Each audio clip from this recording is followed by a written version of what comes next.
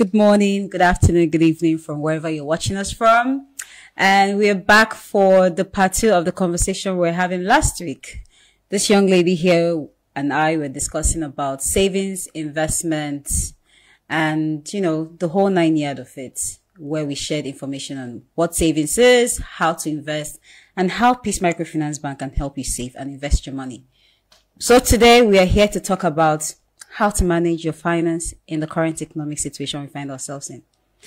If you're not living under the rock in Nigeria or even outside of Nigeria and you're watching the news, you know that we have done probably what some people say is the undoable money swap. Well, it was supposed to be a money swap, but it was more of a money pullback. So people had their money taken by way of depositing it back into the banks, but did not get the new one in return.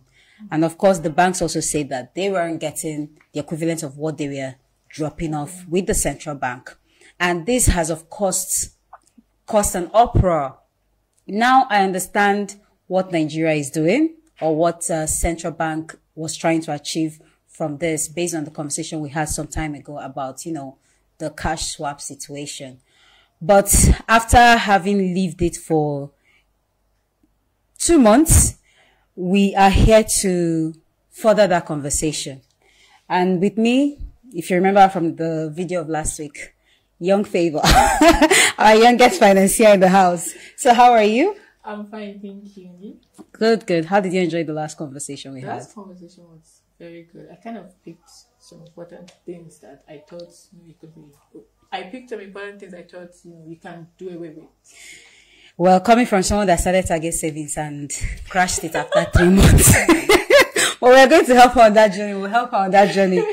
But today, we're talking about the current economic situation and how to manage your finances in it. Oh, Lord. What's your feedback? What has been your experience in the last 2 months? It has not been easy at all. The cash scarcity I don't even know if we're trying to change our currency to gold because it's very scarce. And the money you expect to get it is ridiculous. For something, like people are complaining they have to pay extra, like if you want to withdraw for the bills. I had personal experience. I wanted to withdraw 5K from my account and I used the POS. They took 2,000 out of it. At first, when she said that she will add the charges, I was like, okay, sure, no problem.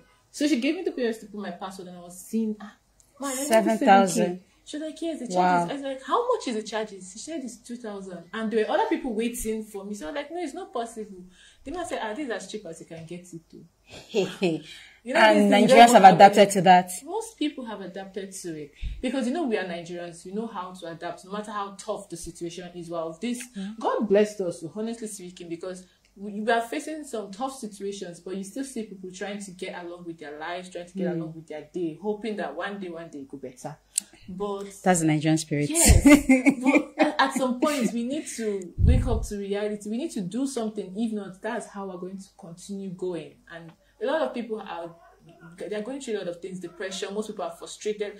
It's even restricting movement because coming out now, you know that you're going to burn nothing less. Or let's just say you're burning close to 10,000-20,000 to come out because nowadays, because there's no cash, people use their mobile apps and everything. So you're just transferring without consciously knowing, okay, I use this money for this, I use this money for this, I use this money for this. Yeah. Because if you withdraw cash, you can know, okay, this 5,000, I'll use this for this. You can see how it's leaving your hand. Yes, but you're in a taxi, you transfer. You're going to work, you transfer. Coming back to transfer. Enter supermarket to buy something, you transfer. It's a good thing, but most people are not prepared for it. Had it been there was a proper structure laid out that, okay, we're going to come up, we're going cashless, so people should adapt because we have many people who are not educated properly about it. So they're not balanced. But the Nigeria we know today, do you think that there is ever a time we would have been prepared to go cashless? Seeing that we've been talking cashless, Nigeria has been speaking on going cashless since 2012. So this is basically 11 years in the making. So do you think that even with the level of education Nigerians have, just look at how many people are going to school, how many people are actually finishing secondary schools, and how many people are able to move forward to university. And so do you think Nigerians would have ever been educated enough or ready for what is happening now? I think, let me say, 50 to 60% were prepared for it. But they were of the notion that when it comes, it comes. But it's just like you're putting one foot on the ground to balance yourself. So when it comes, you know that, okay, I shall prepared for it, or I shall, had it in my head that this was going to happen. Because it's easier for you when you have seen something, or you have imagined that at this period of time, well, this is going to happen. It's easier for you to accept it than for it to just boom, hit you. You don't even know where it came from. You didn't think about it. You didn't program yourself for it. Some of us who have been exposed to all these online apps in different countries, and then you come back, because when you come back, you're like, okay, yeah, maybe with time. It was easy for me to adapt to the cashless, but it was affecting me in the sense that there was no cash at all. It's better if you have your mobile cashless policy going on, and then there's still traces of cash hanging around for people who want to do all this petty trades and stuff like that. Yeah, because you can't go to buy tomatoes or pepper. 200 naira. And I went to, because I stay in Kuba, I went to Kuba Village Market and I wanted to buy tomatoes and pepper.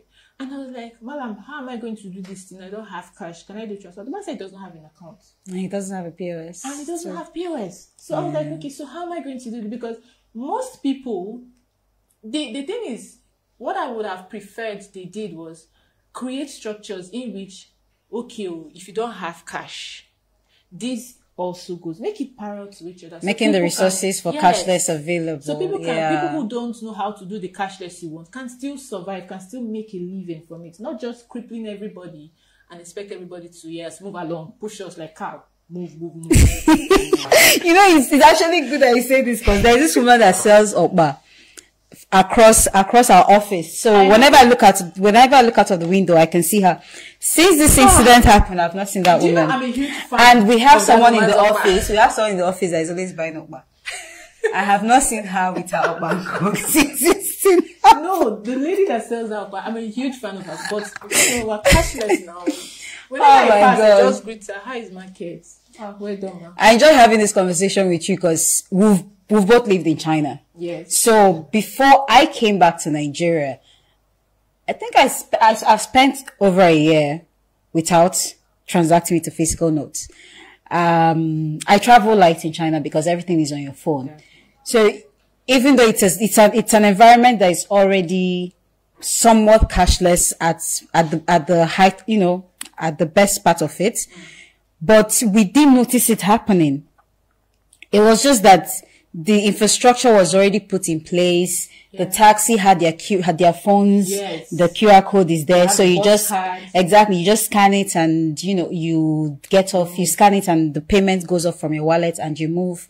The bus, you tap the card on the distance. So the infrastructure was already there. People were already utilizing it. And before you know it, there was no need for you to be holding money anymore. Yes. You deposit. I remember the day I carried all these coins, because back then the day I carried it to the bank. Oh my God. Like I just dropped it there and sat back, and the lady, I feel like they spent an hour counting it, but that was a huge burden lifted off me because the infrastructure that have been put in place have been tested and trusted. So I can get into any restaurant, any business place. I can wake up in the morning and go to the train station to travel without a suitcase, just because I have my phone and everything I need is there.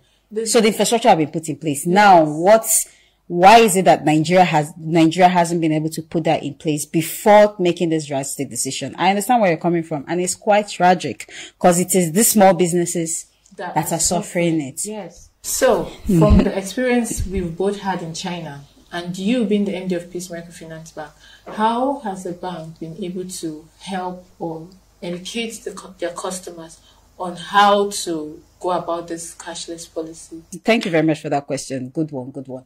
So with Peace Microfinance Bank, one thing I focused heavily on when I came in as the MD was to digitalize most of our processes, bring in more technology into the business so that it can help us be ready for a day like this.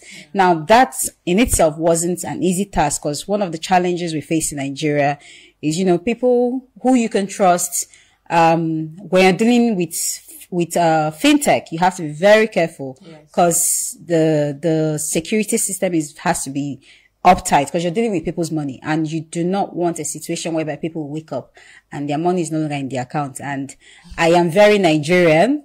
I do not intend to have such a situation around me. So it's been a slow process. At the beginning, it was a slow process because I was very careful in assessing everybody I was going to work with or people I was going to partner with in doing this. So we're able to get our ATM cards working. And that saved us a lot when this happened because we had an influx of ATM card demand from customers. And these are people we were trying to convince at the beginning. I'll tell you, oh, they'll steal my money, they'll do this. And while they said that, we also educated them on how they can secure their ATM cards so that the information does not get into the wrong hand.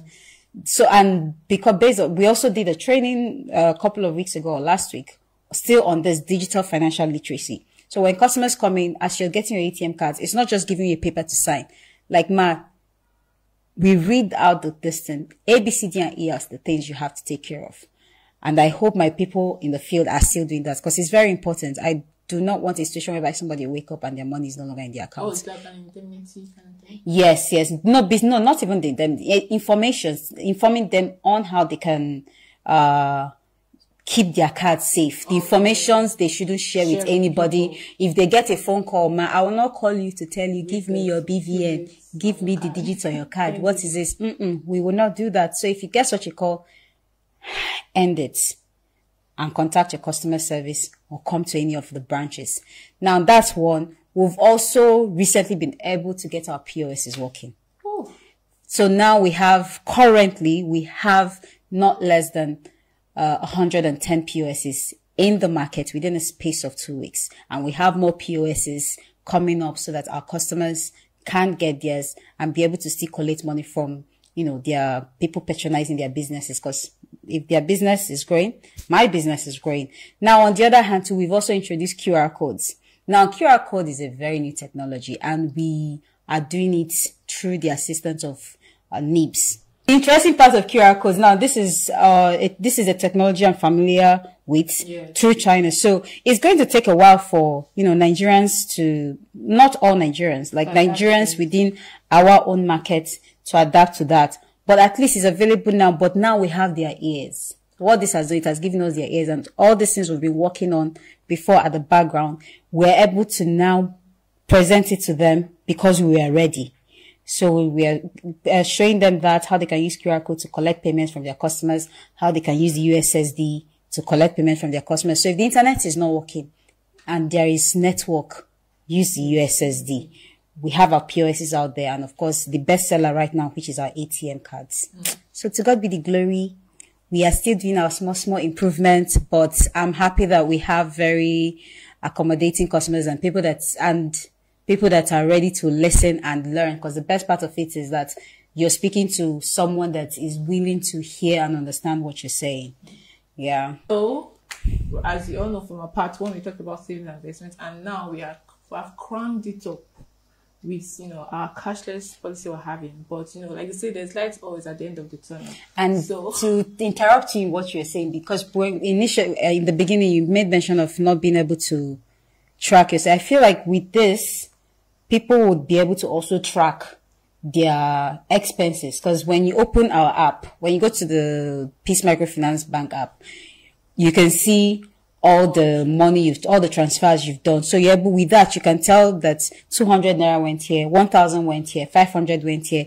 This sums up to the charges. So with that, now, if, let's say transactions you have to go out of your house to do, you can now do that at home. Yes. And you're able to, track that. Because sometimes when you have this 5,000 naira cash in your hand, or 10,000 or 50,000 in your hand, by the end of the day when you come home, you might not remember exactly where each dime went to. But with the app, you're able to now track these expenses. If it's not that, even with your ATM cards, when you use a Peace Microfinance Bank ATM card in any POS or this thing, you still get an SMS on that debit. So with that too, you're able to track your expenses. Yeah. So I feel like with time, Nigerians will also learn how to use these platforms to be tracking where their money is going, so that at the end of the day, you know that it did not grow wings and fly away. Yes, that's true. So no matter how bad our cashless situation is, we can just make do with what we have, which is our bank apps, our ATM cards, and it also helps us to keep track of our transactions. So please, we're Nigerians, don't lose hope. It's one day. So thank you for joining us on this podcast. Welcome really had to fun, Nigeria. and I hope you picked something from this podcast we had. Thank you. Thank you, guys. Bye.